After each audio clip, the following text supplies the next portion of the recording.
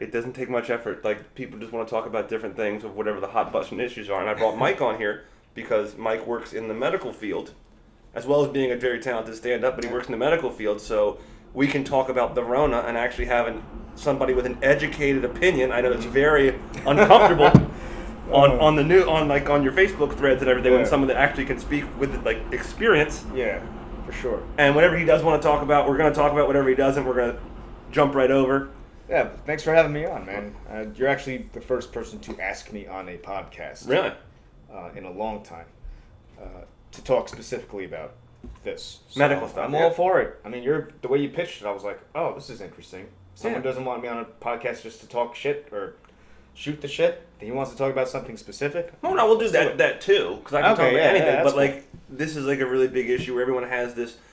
I like the pitch. That's why I was like, yeah, definitely. Sure, I'll definitely do it. And it's like all masks matter or no masks matter. You know, it's like all this like it's like, well, where's the happy middle ground where it's like, yeah, if you're wearing a mask in your car or when you sleep at night, that's a little bit of overkill. Mm-hmm. But indoors, duh. You know what I mean? Like, yeah, sure. Mm-hmm. But if I'm out on the street, that's a preference thing. That's true. Like, if it's crowded on the street, sure. Mm-hmm. But if it's just me, no. No, I'm not doing that. I don't think there's too many people that enforce it when you're in closed quarters. If there's, very few people around. I think it's really when people see each other on the streets and someone sees someone without wearing a mask. Just get like the nastiest look. Like, come on, you're not doing your part. That's yeah, like, but on the street, fucking like on the street, that's not what they're suggesting. They're saying indoors. Like, if I see someone indoors without a mask on, I'm like, or like on the subway, I'm like, yeah, dude, you're the fucking problem. But if I see somebody that's the only person on the street or a distance away from everybody, no, that's just people.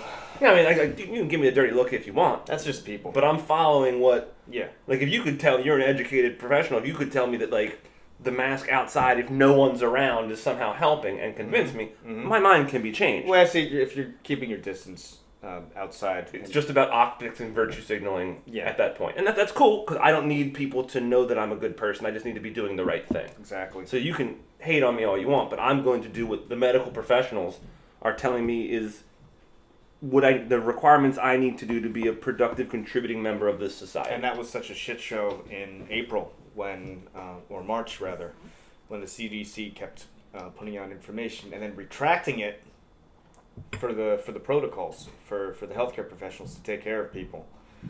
Sometimes they would say, oh, it's not airborne, it's just droplet, you just need to put on a regular mask. So we all put on regular masks, and then like, oh no, you have to wear an N95 now because now it's airborne. So we had like a couple of days where we were just wearing, surgical masks like everybody else, and then they said, no, it's, you got to wear a face mask because it goes in the air now. So we kept just rolling our eyes like, okay, what next? And the CDC is just, in my opinion, constantly retracting information, putting out and retracting information. I can't really follow them anymore. I have to just... I feel like when this first started, and this is just purely speculative, there was some reality to where they had to be political, because if they got us too scared as a culture, and there wasn't the amount of product there to get it, for us to all have masks, then it would just been big people taking masks off small people. You know what I mean? It'd be like, my kid needs that more than you. Like, there was that genuine chance of, like, think about how we acted about fucking toilet paper. Yeah. And just imagine if it was like, we don't, like, I was terrified in April, because there's just so many unknowns, so many variables, and, like, there's just no data, and you're just like, I don't know. They're not saying anything.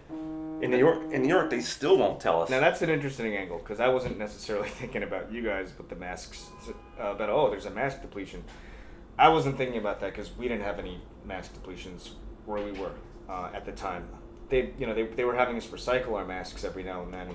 That only lasted about 2 weeks. But I wasn't thinking about you guys thinking, oh my God, no masks. My kid needs it more. My grandma needs it more. So that was. Yeah, you guys got them first, and rightly so. No arguments Obviously, over that. We need it. Yeah, Take care of people. Duh, you give the baseball bat to the ball player before you give it to the kid in the stands. 100%.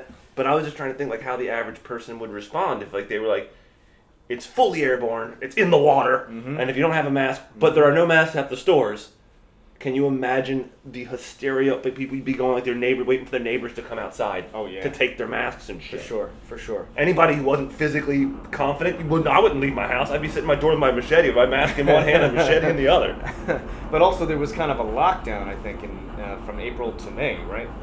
Mid-March to May, where what was the point of going out? Everything was closed down. I didn't stay indoors in my home for 3 days in a row since this started. I couldn't picture you doing that either. Yeah. Now, to be fair, up until about May, like when everything was shut down. When I'm saying I'm going out, I'm saying I was going over Justin's house at the time before we lived together to play chess, or I'd go over to my buddy Sai's house and play cards. We're talking one-on-one interaction. Yeah. We're not doing rave party shit, but it's like, okay, I was a bartender who did stand-up and went rock climbing before this started. You've taken everything I used to do. So I went from hanging out with like 2,000 or 3,000 people a week to like 6. So fuck all, like if you went from hanging out with 50 people a week to 4, I still gave up more than you did.